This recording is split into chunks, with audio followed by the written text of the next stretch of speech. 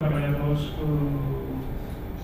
que, em princípio, são trabalhadores que prestam uma atividade contínua e regular, não só já para fugir daquilo que são as suas obrigações relativamente à segurança social destes trabalhadores, eles também, para fugir daquilo que está regulamentado do ponto de vista da Lei Geral do Trabalho, estabelecem alguns artifícios para categorizar alguns trabalhadores que inicialmente deviam ser considerados como trabalhadores por conta de outrem, como sendo trabalhadores por conta própria. E por isso é que este decreto estabelece que existem pressupostos para que um trabalhador seja efetivamente considerado por conta própria.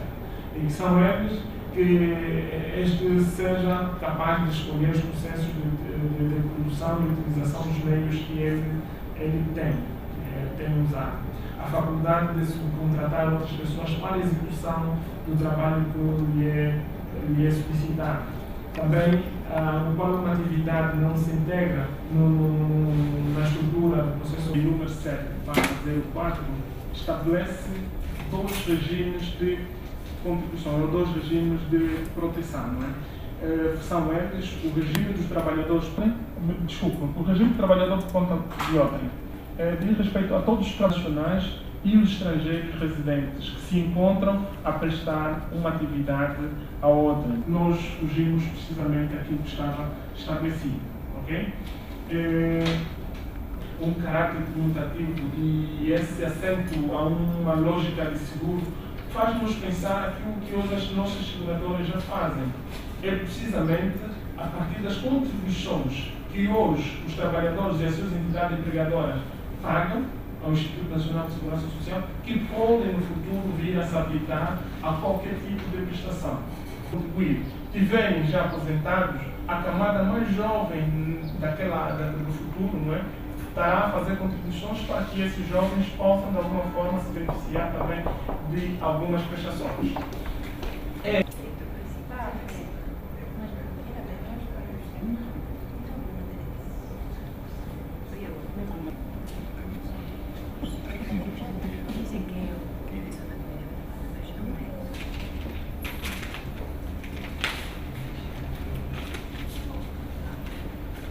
Também parceiros sociais que responderam ao nosso convite, que algumas organizações. Muito obrigada a todos e vamos dar início ouvindo desde já algumas palavras do Sr. Dr. Wilson Santos. O Sr. Dr. Wilson é técnico de gabinete jurídico do Instituto Nacional de Segurança Social, é professor assistente da cadeira de Direito Administrativo na Universidade Católica de Angola e é advogado. Faz favor, Dr. Wilson.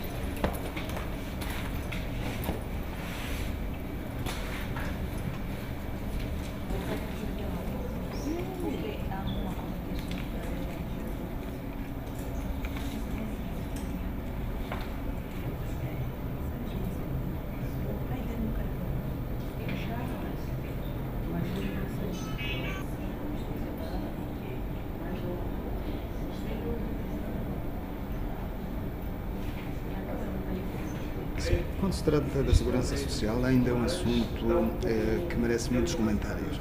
Há trabalhadores que, se calhar, a essa altura estão na aposentadoria e não têm essa condição de segurança social. Muitas empresas ainda, acho que, esquivam-se de pagar essas prestações. Qual é a opinião que a senhora tem? De facto, embora em Angola o direito à segurança social seja um direito constitucional e para a sua concretização nós temos a Lei de Bases de Proteção Social que assegura a cobertura da proteção social para os trabalhadores por conta de outrem, por conta própria. Há muitas empresas ainda que não contribuem para a segurança social, ou seja, fazem uma fuga portanto, às contribuições da Segurança Social e isto, como consequência, os trabalhadores não podem, na eventualidade da doença ou mesmo na velhice ou quando da morte, receberem, portanto, aqueles benefícios que a lei lhes confere. Por isso é que nós dizemos que cada trabalhador deve conhecer bem a lei da Segurança Social e ele deve ser o próprio fiscal, não esperar que a área da fiscalização do Instituto Nacional de Segurança Social vá às empresas, portanto, verem que se estão de facto a fazer as suas contribuições, eles próprios devem ser os melhores fiscais, isto é, ver se a empresa está a fazer o desconto, se a empresa está a depositar os descontos no Instituto Nacional de Proteção Social, para que, quando ele tenha qualquer problema, não é, ele possa ter os benefícios que lhe dão este direito. O que é que nós vemos hoje em dia? Há trabalhadores que já estão na idade da reforma, que trabalharam em grandes empresas em Angola, de vários setores, e não foram feitos os descontos, e hoje as pessoas estão quase numa situação de indigência, quando ao longo da sua vida ativa foram pessoas que contribuíram e que tinham bons salários. O Estado, qual é o papel na condição dessas empresas não pagarem a segurança social desses trabalhadores? Eu acho que o maior, tendo em conta as infrações, portanto, tendo em conta o incumprimento e a relutância de muitas empresas não contribuírem, o Estado, concretamente o Instituto Nacional de Segurança Social, deveria fazer um trabalho no sentido de alertar as pessoas que agora estão na vida ativa para estes problemas, não é? Para que amanhã eles possam ter direito às suas regalias. É que o que acontece hoje é que as pessoas, como estão na vida ativa, trabalham, estão bem, não pensam que amanhã vão chegar aos 60 anos e vão precisar da sua reforma. Ou ainda, uma outra eventualidade, as pessoas podem ter uma incapacidade, podem ter alguma doença que lhes incapacite de trabalhar, e aí é necessário, não é, ter em conta, portanto, a proteção social. De modo que o principal trabalho neste momento do INSS deveria ser de divulgação, junto a todos os trabalhadores de diversas formas, para alertar sobre esta necessidade. 75% dos homens, acho que fazem parte da cobertura social. Tem cobertura. Ok. Por que essa discrepância? De facto, de acordo com os dados que nós temos do MAPES, dentro os segurados apenas 75% são homens e 25% são mulheres. Isto tem a ver com o facto das mulheres estarem em número reduzido, portanto, nas atividades do setor formal da economia. Onde é que estão as mulheres? A maior parte das mulheres estão a trabalhar no mercado informal. Se o seu jornalista verificar na rua, não é, está aqui na Rua de Holanda, vê as mulheres de um lado e do outro. E a nossa preocupação é essa. Tem a ver com a cobertura, tem a ver com a proteção das mulheres que não fazem parte do setor formal da economia, porque elas trabalham, não é? E, sendo trabalhadoras, não têm direito a determinados benefícios, por exemplo, quando da gravidez. Nós vemos as mulheres que trabalham no mercado informal, grávidas até quase ao último dia da gravidez. Estas mulheres que trabalham no setor informal não têm direito àquela licença de maternidade que as mulheres do setor formal têm. Estas mulheres não têm direito a abono de família, que vai de 500, de 300 a 800 mil, de acordo com o rendimento. Estas mulheres, quando chegarem à idade da reforma, não poderem trabalhar mais, elas não têm qualquer rendimento. De modo, é com estas mulheres que nós nos preocupamos, com não só as mulheres, mas com esta população. Porque a OIT, quando estabeleceu, portanto, que nós devemos estabelecer a segurança social para todos, é que tem que ser, de facto, para todos os trabalhadores. Nós temos que ver mecanismos que permitam que estas pessoas que estão no setor informal tenham rendimentos fixos, rendimentos permanentes, rendimentos regulares, para que possam também ser contribuintes. E quais são os mecanismos que serão criados a partir deste encontro para contrapor esta situação? A partir deste encontro, portanto, a DW é uma organização da sociedade civil. No discurso do Sr. Presidente da República em 2011, apelou ao Estado, ao setor privado e às organizações da sociedade civil para contribuírem para que as pessoas passem do setor informal para o setor formal da economia. Qual é o papel que a DW pode fazer? De mobilização, de informação, de sensibilização das pessoas para esta questão que é importante, que é da proteção social, não é? E com o MAPES, com o Ministério da Família e Proteção da Mulher, família, né, do MINFAM, com o Ministério da Família, porque estas questões têm a ver com o bem-estar da família.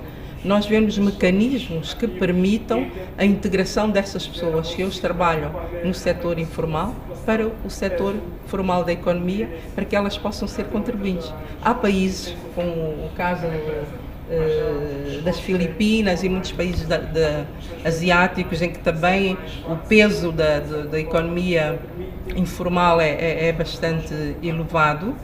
Eles instituíram determinados regimes de proteção social que as pessoas pagam consoante os seus rendimentos.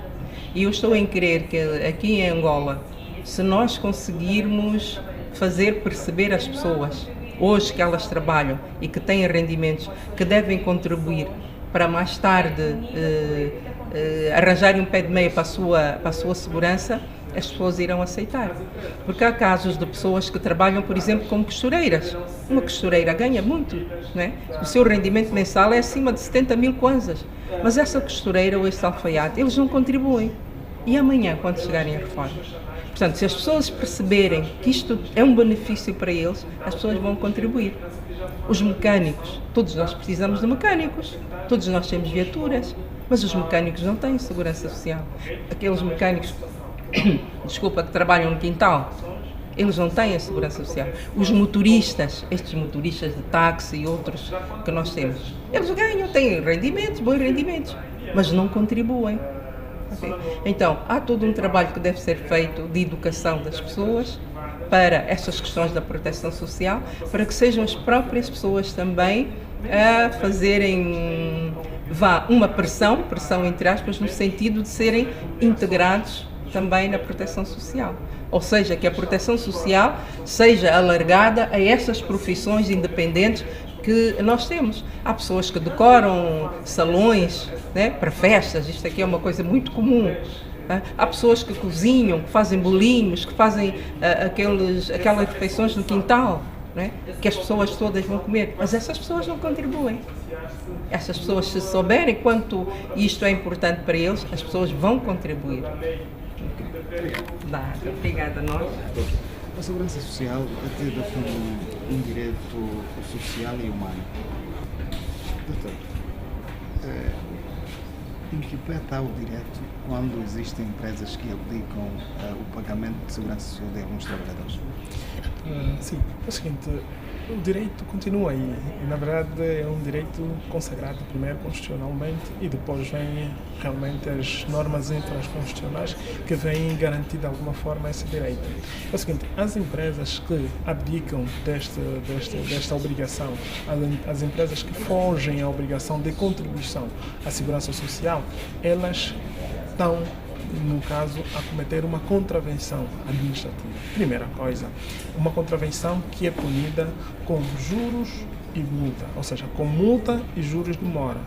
Okay? Essas multas vão até 3 vezes o salário médio praticado na empresa, bem como os juros vão até o salário, 3 vezes o salário médio praticado na empresa. Mas atenção, devemos ter em conta um aspecto que foi tocado ou que foi levantado a quando da explanação que foi feita pela doutora Constância. É o seguinte, tem os casos também de empresas que fazem, na verdade, os descontos para a segurança social, mas não fazem os devidos depósitos.